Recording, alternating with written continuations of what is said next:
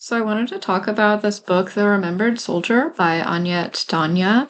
Um, I think it was originally published in 2019 in Dutch, and the English translation just came out this last year. So we're really lucky to have it. It was translated by David McKay, who I think probably did a fantastic job. I can't read Dutch, so I don't know, but I'm thankful that it, was published in a language that I can read and experience the story. So this follows the story of a man. At first, his name is Noon Markham because he was found in Markham at noon. Around, during World War One, he had a shell shock induced amnesia and couldn't remember anything about himself. He had no memories from his life. He didn't know his name. He didn't know anything about himself. So he spends 4 years in an asylum, and they publish his photo in the newspaper, hoping to find his family. Um, so a woman named Julienne, who claims to be his wife from, before the war, um, comes to the asylum and claims him and takes him home. And so the whole premise of the story is that he is kind of having to rebuild his life and his sense of self and his identity, mostly through just what Julian tells him about their life together before the war. Um, so yeah, this book has just like a very distinctive writing style. It's long, not brief. Most of the sentences start with the word and. Many of the sentences are run on, and it just gives it this like very, you know, unleashed quality. Like it's just like this deluge of information, which I think kind of mirrors um Noon slash Amon's experience after the war. Um, he doesn't know anything about himself. He doesn't know anything about the world around him, about his history. So, everything is just kind of has an impact on him. Um, and I think this book just carries some really intense themes of like identity and what makes us who we are.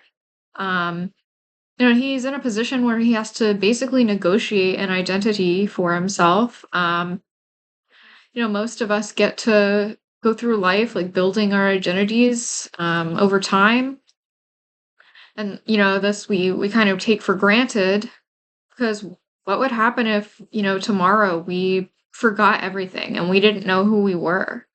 Um and could you even trust anyone who, was around you saying, this is who you are, this is what you were like?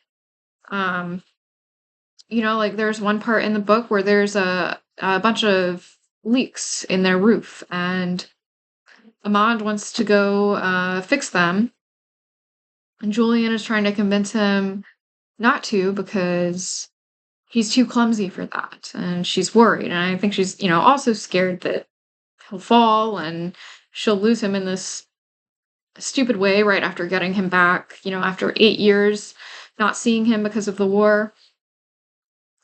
um but Amon's like, how does he know that he's too clumsy, that he can't fix the roof? Um, he has to prove to himself that that's not the kind of person he is, that he can take care of his house and his family. Um, so yeah, it just kind of makes me think of like what goes into building an identity for ourselves. It makes me think of that quote, from one of Joan Didion's essays: "We tell ourselves stories in order to live." Because yeah, at this point it's, now that Amand has no memories, it's all stories for him. His life has no meaning without these stories, so he has to manufacture meaning um, from nothing. So I think that's just, yeah, a very interesting aspect to the themes in this book. I also think it, talks a lot about love and devotion and, the choice to devote ourselves to someone and the choice to trust someone. There are parts of Julian's story that don't really add up for Armand. So he's in a place where he has to either just trust it or, how can he find the truth? How can he dig deeper? Um, towards the end, he does go on a bit of a truth-seeking mission. And there's just like a fantastic twist at the, in the final third of the novel that I didn't really see coming until, it started happening. That I just really loved. And it just, yeah, like I said, it talks about that trust and that devotion to one another. I really appreciated this historical element. It's actually based on a true story about a soldier in World War I who had amnesia, couldn't be identified, didn't remember his own name. And when his photo was published in the newspaper, more than 20 families claimed him as theirs. And even after, some of those families, it was proven that he did not belong to them, they still didn't want to let go because they just wanted their person back so bad. And it just made me think about, and I mean, this seems obvious, but it just made me think, in a new depth about just the way that this war just completely shattered not just individuals, but families, whole families forevermore, basically. A lot of families didn't ever get their person back. A lot of families never, figured out what happened to their disappeared soldiers. And what we understand today as PTSD, post traumatic stress disorder, began as shell shock in World War One. So just yeah, the horrible toll that war takes on people. And how do you even begin to rebuild after something like that? A recurring theme in the novel was that the war really wasn't over for Armand. Even after he got home, he had nightmares constantly about, probably about what things that happened to him on the front that were pretty gruesome and stuff that really no one should ever have to go through. So yeah, that was part of it. So yeah, those are my thoughts about the Remembered Soldier. Just again, a really incredible novel. A bit long, again, like I said, but very rewarding if you're patient. If you can get through that, there's a bit of a monotonous spiral in the middle. Could this book have been shorter? Probably. I think so.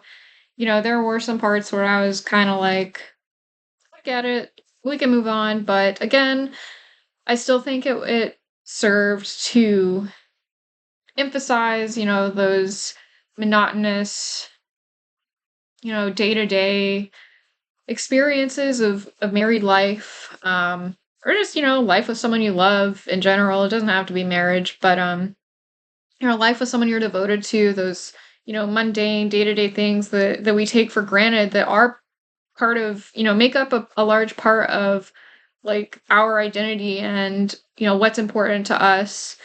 Um, so yeah, she definitely did not skimp on those parts, and helped us really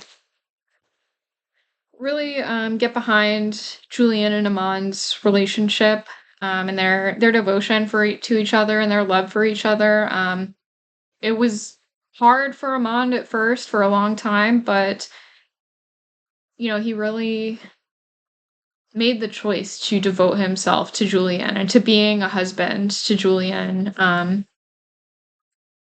that was his main goal after he came home from the asylum. He didn't want to go back there, and he wanted to be a husband to his wife. So, again, just like incredible, rewarding, beautiful portrait of love and devotion, um, and of the toll that war takes. Really appreciated that historical, element. It made me want to read more World War One books. So yeah, The Remembered Soldier, check it out. It's really good. Those are my thoughts.